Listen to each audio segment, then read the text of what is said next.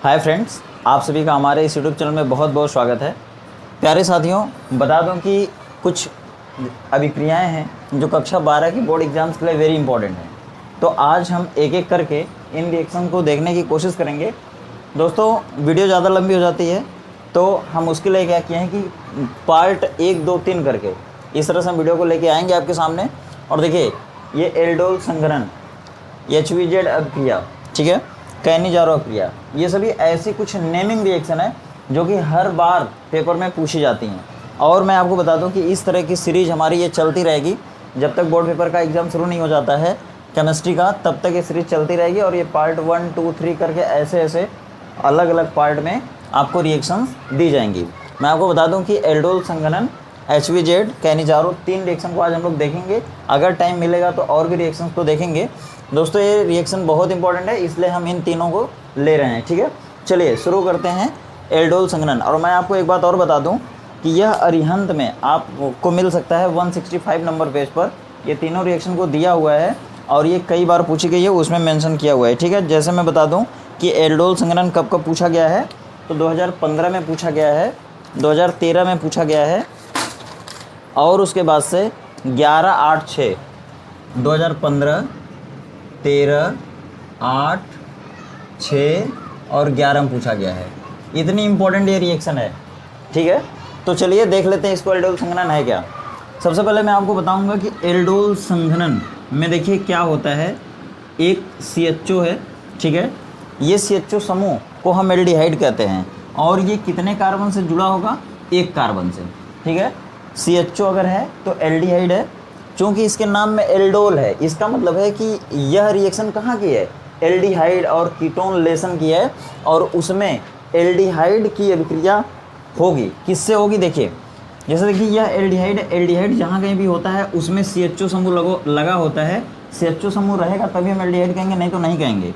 तो देखिए CHO समूह है, यह कितने कार्बन से जुड़ा हुआ है? एक कार्बन से।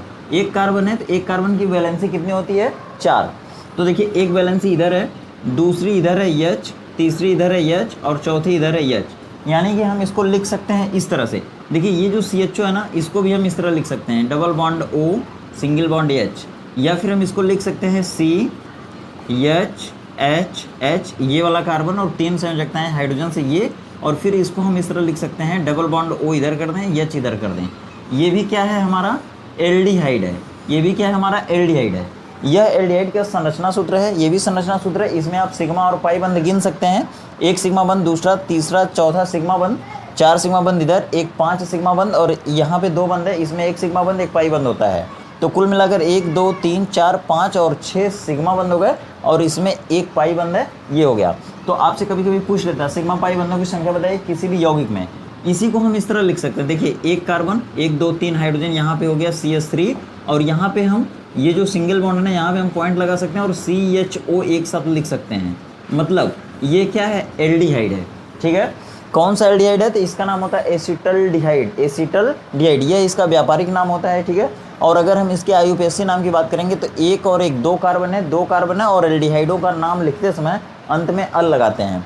तो 2 कार्बन हो गया एथेन, और लास्ट में अल, मतलब एथेनल भी इसका नाम है। एथेनल इसका IUPAC नाम होगा और एसिटल्डिहाइड इसका सामान्य नाम होगा या रासायनिक नाम होगा। तो चलिए देख लेते हैं एल्डोल संघनन अभिक्रिया क्या होती है, कैसे इसको डिफाइन करेंगे, कैसे इसको रिएक्शन के माध्यम से समझाएंगे। देखिए सबसे पहले जब एल्डोल संघनन अभिक्रिया को लिखना शुरू करेंगे तो हम सबसे पहले यह कहेंगे कि वो जो एसिटल्डिहाइड है उसके 2 अणु को आपस में मिलाकर गर्म करना है। देखिए हम इसको इस तरह से बना दे रहे हैं। अगर आपसे पूछा जाए कि ये क्या है तो आप इसको बोलेंगे एसिटल्डिहाइड है। यह एसिटल्डिहाइड एक और दूसरे एसिटल्डिहाइड के साथ, यह एसिटल्डिहाइड दूसरे एसिटल्डिहाइड के साथ अब क्रिया करेगा। क्या करेगा? देखिए कैसे करेगा। इसी तरह का हम एसिटल्डिहाइड और बनाएंगे, जैसे CH3, C, double bond O, H, ये देखिए मिलाकर CHO, मतलब एसिटल्डिहाइड ही है ये। मतलब ये एल्डिहाइड क्रियात्मक समूह हो गया और ये इससे एक कार्बन से जुड़ा हुआ है, एसिटल्डिहाइड हो गया। अब हम क्या करेंगे? इसको इसके साथ मिलाकर गर्म करेंगे। गर्म करेंगे तो बनेगा क्या? बनेगा दोस्तों, जो बनेगा ना उसी का नाम होगा एल्डोल। इस अभिक्रिया में एल्डोल बनेगा, इसीलिए इसका नाम क्या है? एल्डोल संघनन। अब देखिए इस जो 3 हाइड्रोजन है इसको हम इस तरह लिख सकते हैं क्या? 2 हाइड्रोजन और यहाँ पर एक हाइड्रोजन। कर सकते हैं क्या? एकदम बिल्कुल कर सकते हैं, कोई दिक्कत नहीं है। देखिए CH3 और CHO, ये क्या है? एसिटल्डिहाइड, ये भी क्या है? एसिटल्डिहाइड। नाम मैं नहीं लिख रहा हूँ, आप लिख लीजिएगा। अब देखिए इसको दोनों को, मतलब हम क्या कहेंगे इसको कि जब एसिटल्डिहाइड के दो अणुओं को आपस में मिलाकर गर्म करते हैं, देखिए किसकी उपस्थिति में गर्म करेंगे, ध्यान दीजिएगा।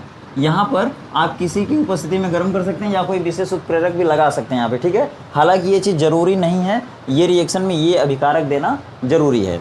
अब देखिए जब इसको आपस में मिला के गर्म करेंगे तो कैसे ये रिएक्शन होगी। देखिए जब ऑक्सीजन के अगल बगल दो बंद होता है ना, दो बंद, उसमें एक सिग्मा एक पाई बंद होता है। पाई बंद कमज़ोर होता है, इसमें से कोई भी बंद सिग्मा हो सकता है, कोई भी एक पाई हो सकता है। तो जो पाई बंद होता है वो टूट जाता है और इस पाई में से दो इलेक्ट्रॉन निकलते हैं। इस पाई बंद में से दो इलेक्ट्रॉन निकलते हैं, दोनों इलेक्ट्रॉन को यह ऑक्सीजन ले लेता है। जब ले लेगा तो इसके ऊपर क्या आ जाएगा? माइनस। और यहाँ से बंध गया, यहाँ से कार्बन से, तो इस कार्बन के ऊपर क्या आ जाएगा? प्लस, ठीक है। अब देखिए ये पूरा एसिटल्डिहाइड प्लस और माइनस हो जाता है, ठीक है। उसी तरह जब ये प्लस माइनस होता है ना, तो इसमें का जो ये हाइड्रोजन होता है इसके ऊपर प्लस आ जाता है, ठीक है। ये हाइड्रोजन कहीं भी रहेगा ना, उसके ऊपर प्लस रहता है, चाहे वो आंशिक रूप से हो चाहे वो पूरी तरीके से हो, ठीक है। तो यहाँ पर ये H जो है ये प्लस हो जाएगा और ये वाला C माइनस हो जाएगा, ठीक। अब देखिए ये वाला प्लस ये इसको खींचने लगेगा और ये वाला प्लस इस माइनस की तरफ जाने लगेगा। अब जब ये रिएक्शन पूरी कंप्लीट होगी ना, तो ये यहाँ चला जाएगा और ये यहाँ जाके जुड़ जाएगा, ठीक। अब देखिए होती कैसे है, ये CH3, यहाँ पर सिंगल बॉन्ड C, ये वाला जो ऊपर है ना, देखिए ऊपर O है, मतलब कि एक बंद जब टूट गया था तभी ये माइनस हुआ, और जब ये माइनस हुआ तो इसके पास ये वाला प्लस चला जाएगा, मतलब ये H प्लस यहाँ पे चला जाएगा, माइनस वाला इस प्लस को खींच लेगा, मतलब H। अब देखिए ये जो सिंगल बॉन्ड H इधर है ना, इसको हम नीचे दिखा देंगे, क्यों? क्योंकि ये जब इधर से जाएगा जुड़ने, इससे ये माइनस वाला जब प्लस वाला से जुड़ने जाएगा तो ये रास्ते में रोकेगा, तो इसको हम नीचे कर देते हैं यहाँ पर, ये हो जाएगा H। अब देखिए ये यहाँ पे सीधे ये प्लस और ये माइनस क्या करेगा? चला जाएगा, प्लस से जुड़ जाएगा। और ये क्या है? ये बंद नहीं है, ये खाली दिखाया गया आपको इशारे के लिए। ये क्या हो जाएगा? देखिए C, ये सीधा जाके यहाँ जुड़ेगा, मतलब CH2, और उसके बाद ये अपना ऐसे ही ज्यों का त्यों रहेगा, ठीक है। मतलब देख लीजिए आपको परिवर्तन कहाँ हुआ है, परिवर्तन कहाँ हुआ है? यह एसिटल्डिहाइड ये दूसरे एसिटल्डिहाइड अणु के साथ आपस में मिलकर एक नया उत्पाद बना लेता है। इसी उत्पाद का क्या नाम होता है भाई? एल्डोल। क्या नाम होता है? एल्डोल। अब देखिए ये रिएक्शन पूरी कंप्लीट हो गई, ठीक है। लिखेंगे कैसे कि जब एसिटल्डिहाइड के दो अणुओं को आपस में मिलाकर गर्म करते हैं तो एल्डोल नामक उत्पाद प्राप्त होता है। चूँकि इस अभिक्रिया में एल्डोल बनता है, इसीलिए इस अभिक्रिया को कहते हैं एल्डोल संघनन, ठीक है। एक रिएक्शन आपकी कंप्लीट हो गई। अब अगर आपको नहीं आ रहा है तो आप बता सकते हैं। देखिए हम यहाँ पर ओपन करके बता रहे हैं, और किताबों में इसको इस तरह न लिख के इस तरह लिखा होता है CH3 CHO, यहाँ पर 2 बार कर देगा, आगे 2 कर देगा और फिर एरो लगा के इसको भी समेट के लिख देगा। यहाँ पे कोई बंद नहीं दिखाएगा, इसलिए आपको रिएक्शन कठिन लगती है, ठीक है। तो नोट कर लीजिए इसे, फिर आगे बढ़ते हैं। देखिए चलेंगे अगली रिएक्शन की तरफ। दूसरे रिएक्शन का नाम है HVZ अभिक्रिया, ठीक है। देखिए अब हम बात करेंगे HVZ अभिक्रिया की, और HVZ का पूरा नाम होता है हेल-वोल्हार्ड-ज़ेलेंस्की अभिक्रिया। हेल-वोल्हार्ड-ज़ेलेंस्की अभिक्रिया। और इस अभिक्रिया में जो तीनों नाम है ना, ये तीनों साइंटिस्टों के नाम है, उन लोगों ने मिलकर इस रिएक्शन को देखा था, बनाया था लैब में, इसलिए इनका नाम पड़ा HVZ अभिक्रिया। बहुत इंपॉर्टेंट ये रिएक्शन, बहुत बार आई हुई है पेपर में, और हम बता दें कि आपको यहाँ पे नोट भी कर देना चाहिए कि इंपॉर्टेंट रिएक्शन, ठीक है। तो आप इस रिएक्शन को जरूर याद करिएगा, और रिएक्शन में कुछ नहीं है। देखिए सिंपली हम आपको बता दें कि सबसे पहले आप देखे होंगे कि COOH यह एक क्रियात्मक समूह है, और ये जिसके साथ जुड़ जाएगा ना, जब भी किसी कार्बन के साथ ये जुड़ेगा तो उसको कार्बोक्सिलिक अम्ल बना देगा। मैं आपको बता दूं कि ये रिएक्शन कार्बोक्सिलिक अम्ल एल्डिहाइड कीटोन और कार्बोक्सिलिक अम्ल वाले लेसन की है, और उसमें यह सबसे ही इंपॉर्टेंट है, ठीक है। तो देखिए ये COOH समूह है। सिंपली आपको कुछ नहीं करना, बस आप जानते हैं, कक्षा 10 से पढ़ते आते हैं कि ये कार्बोक्सिलिक समूह है, ठीक है। ये एक कार्बन से जुड़ गया, और जिस कार्बन से जुड़ेगा उसकी वैलेंसी कितनी होगी? 4। आपको याद होना चाहिए कि कार्बन की संयोजकता 4 होती है, इसीलिए ये अपने अगल बगल हमेशा 4 बंध बनाता है। तो देखिए ये कार्बन है, एक बंध बनाया, दूसरा इधर, तीसरा इधर, चौथा इधर बनाया, और किससे जुड़ा? हाइड्रोजन से जुड़ गया। बस इसी चीज़ को आपको याद रखना है और रिएक्शन आपकी कंप्लीट हो जाएगी। देखिए इसको अगर हम जोड़ के लिख दें तो यहाँ पे एक कार्बन से 1 2 3 हाइड्रोजन है, ऐसे लिख सकते हैं 3 हाइड्रोजन, और यहाँ पे COOH। ठीक है, अगर हम यहाँ पे सिंगल बॉन्ड न लगाना चाहें तो हम केवल पॉइंट भी लगा सकते हैं। यह आपका क्या है, यह आपका एसिटिक अम्ल है जो कि सिरके में पाया जाता है। ठीक है, देखिए यही एसिटिक अम्ल लेना है। और आप क्लोरीन गैस का नाम सुने होंगे, क्लोरीन गैस की इलेक्ट्रॉन बंधुता सबसे अधिक होती है और ये सभी हैलोजन वैद्युत ऋणात्मक तत्व होते हैं क्योंकि इनके बाहरी कोश में 7 इलेक्ट्रॉन होता है और ये दूसरे तत्व के इलेक्ट्रॉनों को अपनी ओर आकर्षित करने की क्षमता रखते हैं, इसलिए इनकी वैद्युत ऋणात्मकता ज़्यादा होती है। अब हम आपको बता दें कि ये एसिटिक अम्ल और ये क्लोरीन, यही दोनों इस रिएक्शन में अभिकारक के रूप में प्रयोग किए जाएंगे और यही दोनों मिलाकर क्रिया को पूरी करेंगे। ध्यान से देखिए, रिएक्शन बहुत ही आसान है। ये देखिए है एसिटिक अम्ल, ठीक है, ये क्या है, एसिटिक अम्ल। और होगा क्या, जब इस एसिटिक अम्ल की अभिक्रिया क्लोरीन गैस के साथ कराई जाती है, क्लोरीन गैस, ठीक है, क्लोरीन गैस के साथ जब इसकी अभिक्रिया कराई जाती है तो होता क्या है, यहाँ पर 2 Cl आते हैं, एक Cl माइनस होता है और एक Cl प्लस होता है। ठीक है, एक Cl माइनस होगा, एक Cl प्लस होगा, और यहाँ पर जितने भी ये है ना 3 हाइड्रोजन है ना, 3 हाइड्रोजन में से 2 हाइड्रोजन यहाँ रहता है, 2 हाइड्रोजन यहाँ रहता है और एक हाइड्रोजन यहाँ से थोड़ा अलग होता है। जब ये हाइड्रोजन यहाँ पे 3 हाइड्रोजन था पहले, 2 हाइड्रोजन यहाँ रह गया, एक हाइड्रोजन यहाँ पे आ गया और एक हाइड्रोजन पे आता क्या है, प्लस। ये हाइड्रोजन प्लस होता है और ये Cl, जहाँ पर भी 2 Cl रहते हैं ना पूरी केमिस्ट्री में, उसमें से एक माइनस होता है, एक प्लस। और जैसे ही यहाँ से 3 हाइड्रोजन में से एक हाइड्रोजन आ जा प्लस, वैसे ही ये और ये आपस में मिलकर HCl बना लेंगे। क्या बना लेंगे, HCl। और ध्यान दीजिएगा ये रिएक्शन किसकी उपस्थिति में होगी, तो यहाँ पे लाल फास्फोरस यह उत्प्रेरक की तरह काम करेगा। लाल फास्फोरस की उपस्थिति में जब एसिटिक अम्ल को क्लोरीन गैस के साथ मिलाकर गर्म करते हैं तो बनता क्या है, देखिए ये यहाँ पे C है, यहाँ पे 3 H था, एक H गया, किसके साथ गया, यह Cl के साथ गया। ठीक है, यहाँ पे कौन बचा, H2। ठीक है, और देखिए यहाँ पे 3 हाइड्रोजन था, एक हाइड्रोजन हटा तो उसकी जगह पे जाके सटा। ठीक है, यहाँ पे 3 हाइड्रोजन थे, एक हाइड्रोजन हटा तो जो जगह रहेगी वहाँ पे जाके ये क्लोरीन सटा। ठीक है, तो यहाँ पे जब सटेगा मतलब जुड़ेगा तो क्या हो जाएगा, यहाँ पे Cl। देखिए ये CH2 और उसके बाद ये जाके जुड़ा, Cl हो गया, अब फिर ये COOH। ठीक है, इतनी चीज़ अगर आपको समझ में आ गई तो फिर देखिए अभी ये रिएक्शन फिर होगी किसके साथ, एक बार यह हो गई, जब इनकी अभिक्रिया हुई तो ये बना, और फिर इनकी अभिक्रिया उसी तरह Cl2 गैस से फिर होगी, Cl2 गैस से फिर होगी। अब की बार क्या होगा, देखिए फिर इसमें से एक Cl माइनस होगा, एक Cl प्लस होगा।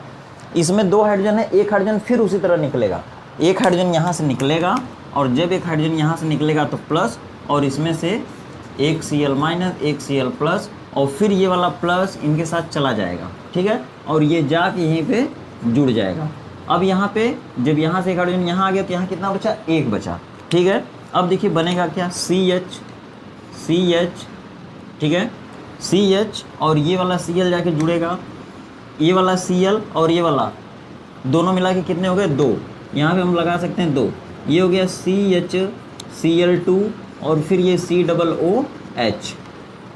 ठीक है, फिर अभी एक बार रिएक्शन होगी, मैं नीचे लिख देता हूँ। देखिए यहाँ पे यही चीज़ मैं दूसरी लाइन में लिख देता हूँ, हालांकि आप आगे भी कर सकते हैं। CHCl2 COOH, फिर से Cl2 की अभिक्रिया होगी और फिर अब की बार यह जो अकेला बचा है H ना, ये भी H प्लस, इसमें से Cl माइनस के साथ चला जाएगा, यहाँ पे एक Cl और आके जुड़ जाएगा। जब यहाँ से H जाएगा तब इसमें का Cl दूसरा वाला आके यहाँ पे जुड़ेगा। अब यहाँ पे CCl3 हो जाएगा, क्या हो जाएगा, CCl3 और COOH, और प्लस इसमें का H निकला था, इसमें के Cl के साथ गया था तो हो जाएगा HCl। मतलब अगर हम इसको शॉर्टकट में करें तो क्या हो जाएगा, देखिए क्या लिख सकते हैं, हम लिख सकते हैं यहाँ पर देखिए, मतलब कि CH3 COOH प्लस Cl2, तीर लगा के यहाँ से एक हटेगा तो यहाँ पर हो जाएगा CH2 Cl COOH plus Cl2। देखिए एक बार गया, अब फिर यहाँ पे दूसरी बार जाएगा तो यहाँ पे क्या हो जाएगा, CHCl2 COOH क्योंकि यहाँ से एक बार और निकल गया, एक Cl और आके जुड़ेगा तो यहाँ पे क्या हो जाएगा, Cl2 हो जाएगा। अब देखिए फिर अब की बार होगा, तो क्या हो जाएगा Cl2, और फिर Cl2 के बाद क्या हो जाएगा, देखिए फिर यहाँ से अब की बार ये भी चला जाएगा, मीन्स हो जाएगा Cl3 COOH प्लस HCl। इस तरह भी आप लिख सकते हैं, ठीक है, वेरी सिंपल हो गया। देखिए हम क्या कर सकते हैं ना, इसको इस तरह लिख सकते हैं, मतलब देखिए यहाँ से लेकर के पूरा इस तरह से, और इसको जो नीचे लिखा हुआ नहीं दिख रहा है उसको देखिए यहाँ से CaCl2 COOH प्लस Cl2, फिर उसके बाद क्या होगा, यहाँ से जो एक H है ना, एक H और यहाँ से एक Cl चला जाएगा, तो क्या बचेगा यहाँ पे CCl3 COOH, और फिर देखिए प्लस HCl भी आप दिखा सकते हैं, लेकिन ये ज़रूरी नहीं है। यही बन गया। अब देखिए अगर मान लीजिए इसका नाम आपसे कोई पूछ ले क्या है, तो अभी तो आप कह रहे थे कि CH3 COOH था, तो आप कह रहे थे एसिटिक अम्ल। अब यहाँ पे 3 क्लोरीन आ गया, तो आप कह सकते हैं ट्राई क्लोरो एसिटिक अम्ल, ठीक है। या फिर इसका जब IUPAC नाम लिखेंगे तो आप कह सकते हैं कि ट्राई क्लोरो 1 और 2 है तो ethane oic acid, try chloro ethanoic acid, ठीक है। और ये जो HCl यहाँ से देखिए, Cl से जब रिएक्शन में यहाँ पे HCl गया था ना, तो उस HCl को आप यहाँ पे माइनस HCl भी कर सकते हैं। अगर नहीं करेंगे तभी रिएक्शन सही है, ठीक है। आपको मुख्य प्रोडक्ट दिखाना है और आपको ज़्यादा कुछ नहीं करना है, ठीक है। ये रिएक्शन हो गई आपकी। अब आप यहाँ से लेके यहाँ तक पूरा दिखा सकते हैं। ये रिएक्शन एक लाइन में, देखिए कितनी सिंपल रिएक्शन है, कितनी सिंपल रिएक्शन। यही रिएक्शन पूरा HVZ अभिक्रिया है। अब आप कहेंगे सर ये क्यों बताएं, तो ये मैं इसलिए बताया कि आपको कैसे पता चलेगा कि रिएक्शन कैसे होगी। इसमें से जब यहाँ पे CH3 था, COOH था, इसमें से एक H निकला, H प्लस होता है, कहीं भी H प्लस रहेगा। यहाँ पे 2 Cl है, 1 Cl माइनस 1 Cl प्लस हुआ, इसमें का माइनस इसमें का प्लस जब चला जाएगा, जब यहाँ से H निकल के चला गया तो ये वाला Cl जाके यहाँ पे ऐड होगा, क्या हो जाएगा CCl3 COOH। इसी तरह नहीं CH2 यहाँ पे देखिए मिट गया, यहाँ पे सही कर लीजिए, CH2 यहाँ पे जब निकलेगा तो CH2 COOH होगा, ठीक है। एक यहाँ से निकला तो हो गया था, एक निकला था तो यहाँ पे कितना बचेगा, एक ही बचेगा, फिर एक हम यहाँ पे दिखा दिए, ठीक है, सही है ये। अब देखिए अब रिएक्शन हमारी तीसरी वाली बची है। तीसरी रिएक्शन है क्या, कैनिजारो अभिक्रिया। तो चलिए फटाफट उसको भी देख लेते हैं। देखिए लिखना आपको कुछ नहीं है, रिएक्शन लिखना है मेन चीज़। अब रिएक्शन कुछ लोग क्या करते हैं, हिंदी में लिखते हैं, हिंदी में नहीं लिखना आपको, आप उसमें उसी रिएक्शन को पहले आप समीकरण के रूप में दर्शाइए, बाद में हिंदी में लिखिए। हिंदी में क्या लिख सकते हैं आप, इसमें लिखेंगे कि जब एसिटिक अम्ल को लाल फास्फोरस की उपस्थिति में क्लोरीन गैस के साथ मिलाकर गर्म करते हैं तो ट्राई क्लोरो एसिटिक अम्ल बनता है। यह अभिक्रिया कहलाती है HVZ अभिक्रिया। चलिए अब तैयार हो जाइए फटाफट। अब हम लोग देखेंगे कैनिजारो अभिक्रिया को। तो चलिए अब देखेंगे कैनिजारो अभिक्रिया। तो दोस्तों बता दूं कि इसके पहले भी उपसहसंयोजक यौगिकों के IUPAC नामकरण की वीडियो पड़ी हुई है, 2 पार्ट में है। उसको यदि आप नहीं देखें तो आप ज़रूर देखिएगा। उसमें बताया गया है कि कैसे आप किसी भी उपसहसंयोजक यौगिक का IUPAC नाम लिख सकते हैं। पेपर में कम से कम 5 आता है, तो 5 नंबर ऐसे आपको अगर तैयार करना है तो आपको पिछली वीडियो देखना पड़ेगा, ठीक है। यदि इस वीडियो को आप देख रहे हैं, अगर कोई चीज़ समझ में नहीं आती तो कमेंट करके पूछ सकते हैं, चैट करके पूछ सकते हैं, मैं अगली वीडियो में आपका आंसर दे दूंगा, ठीक है। तो चलिए अगर इसी तरह की वीडियो आपको पाना है और आगे अपने बोर्ड एग्जाम में अच्छा स्कोर करना है तो आपको चैनल को सब्सक्राइब भी करना पड़ेगा। आप चैनल को सब्सक्राइब कर लीजिए और अपने फ्रेंड सर्कल में इसको शेयर भी जरूर कर दीजिएगा। चलिए दोस्तों देखते हैं आगे कैनिजारो अभिक्रिया। देखिए इसमें क्या होता है कि सबसे पहले ये फॉर्मेल्डिहाइड होता है। मैं आपको बता दूं कि इसी तरह से अगर CHO अगर कहीं भी लगाते हैं तो वो एल्डिहाइड हो जाता है, लेकिन अगर उसको एक H से जोड़ देते हैं ना तो ये फॉर्मेल्डिहाइड हो जाता है। क्या हो जाता है, फॉर्मेल्डिहाइड। अगर यहीं पे C लगा दिए तो ये एसिटल्डिहाइड हो जाएगा, लेकिन यहाँ पे अगर C न लगा के अगर H लगाए ना तो फॉर्मेल्डिहाइड हो जाएगा। ये आपको याद रखना है। और याद रखिएगा एक चीज़ और, फार्मेलिन किसे कहते हैं आपसे पूछा जाता है, फार्मेलिन, ठीक है। ये प्रतिरोधक औषधि होती है फार्मेलिन। यह इसी फॉर्मेल्डिहाइड का 40% जलीय विलयन होता है, ठीक है। इस फॉर्मेल्डिहाइड के 40% विलयन को फार्मेलिन कहते हैं, जिसका प्रयोग औषधि के रूप में करते हैं। और एक चीज़ मैं आपको और बताऊंगा, गठिया और वात की दवा जो होती है यूरोट्रोपिन होती है, वो भी इसी से बनाया जाता है, फॉर्मेल्डिहाइड से, ठीक है। तो फॉर्मेल्डिहाइड का बहुत ही इस्तेमाल होता है। अब देखिए इससे एक और बहुलक होता है जिसका नाम होता है बैकेलाइट। कुकर के हत्थे में बिजली के बोर्ड, स्विच बोर्ड बनाए जाते हैं बैकेलाइट से, वो भी इसी से बनता है। इसके साथ जब फिनॉल को मिला के गर्म करेंगे तो बैकेलाइट नाम का बहुलक बनेगा, ठीक है, याद रखिएगा। तो इसी फॉर्मेल्डिहाइड को हम यहाँ यूज करने वाले हैं। देखिए होगा क्या, फॉर्मेल्डिहाइड के 2 अणु को लेते हैं, मतलब ये क्या है HCHO, मतलब फॉर्मेल्डिहाइड है। ये क्या है, H है आपको पूरा दिख रहा होगा HCHO मतलब कि फॉर्मल्डिहाइड है। और कहा जाता है कि इसमें अल्फा हाइड्रोजन नहीं होता है। मैं आपको आगे बताऊंगा अल्फा हाइड्रोजन और अल्फा कार्बन क्यों नहीं होता इसमें। मतलब कि कहने जा रहा हूँ क्रिया उसी अभिकारक में होगी या उसी एल्डिहाइड में होगी जिनमें अल्फा हाइड्रोजन या अल्फा कार्बन नहीं होगा। देखिए ये फॉर्मल्डिहाइड है जब हम इसको तनु NaOH के साथ गर्म करते हैं, ठीक है, तनु NaOH के साथ गर्म करते हैं मिलाकर, तो बनता क्या देखिए। तनु NaOH क्या होता है बताऊंगा आपको। तनु मीन्स होता है हल्का, जिस विलयन में विलय की मात्रा कम होती है उसे कहते हैं तनु विलयन। और ये तनु सोडा लाइम है या तनु कास्टिक सोडा है या तनु सोडियम हाइड्रोक्साइड है, ठीक है, कुछ भी कह सकते हैं। ये फॉर्मल्डिहाइड है, तनु NaOH के साथ इसको मिला के गर्म कर रहे हैं तो बनेगा क्या देखिए। इसका नाम लिख देते हैं फॉर्मल्डिहाइड, ठीक है। इसका